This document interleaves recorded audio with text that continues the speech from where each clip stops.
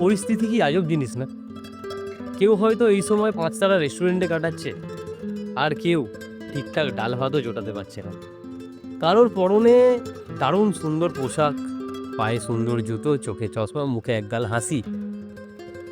কেউ আবার ১২টা ঘন্টা নিজের কর্মক্ষেত্রে ঠায় কাজ করে যাচ্ছে।